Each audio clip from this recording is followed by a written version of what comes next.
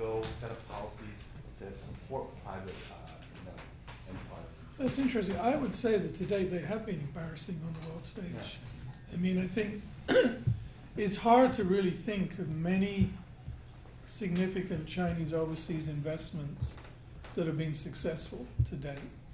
And to a large extent it's because they think the things that work in China are going to work overseas, and now they're learning that's not necessarily the case.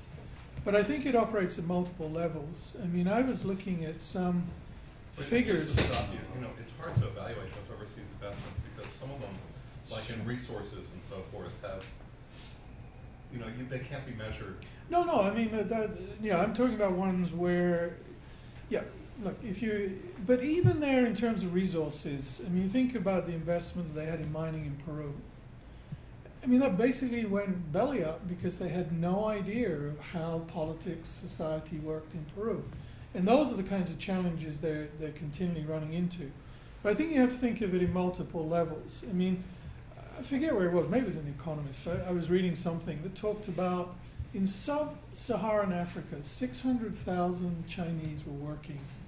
And this was not including the construction companies and the state companies. These were private entrepreneurs. And I remember there was an interview with one guy from Hunan in which they said, well, don't you find doing business in whatever, I think it was Zimbabwe or something, really tough. And he basically said, you should see back home in Hunan. This is a lot easier. So there, again, this contradiction we're talking about, that vibrant entrepreneurship is happening at a very individual level, whether it's just running a Chinese restaurant, a small business or whatever.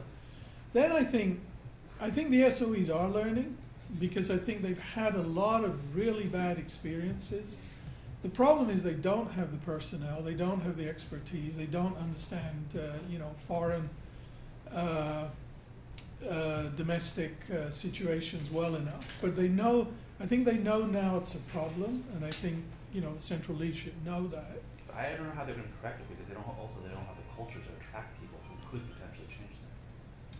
Well, that's and there, what I was going to say was I think what they're going to have to start doing is they're almost going to have to operate separate arms, where they're going to, people in BOCI, are now rethinking their whole Bank of China International, who've been awful, and had terrible problems. It goes back to what I said before, this problem these corporations have. They keep getting princelings and princesslings parachuted into them.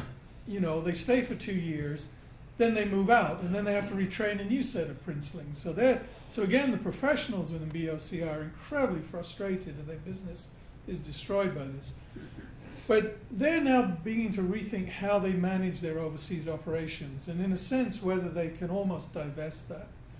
Then I think what's happening, and I think this relates to what Peter was saying in the domestic area with the finance sector, that the government is not encouraging, but it's not preventing either. And you're beginning to see tentatively some of the big private enterprises, who basically are patriarchal run enterprises, now beginning to develop more extensively overseas. And they clearly have access to capital somewhere. I mean, whether it's their own generated profits or funds. I mean, Wanda is talking about putting 10 billion into North America over the next few years. They've already set up the fund. They just opened the office in New York. They're just about to open one. Dalian Wanda. They're one of the biggest private enterprises. They do real estate. They're the guys that just bought AMC cinemas. I mean, they do real estate, shopping malls. Cinemas are the biggest cinema owners in China, and culture, entertainment. They're now doing leisure centers and so on and so forth. You talk about the Wanda Group? Yeah, Sangyi is also, coming overseas now. So I think you are going to see. I mean, I think it's an interesting area to watch, and I think it's one area where international organizations and foreign organizations can really reap huge benefits, because they don't know how to do it. They've tried to do it on their own, and now they're beginning to recognize that they need help.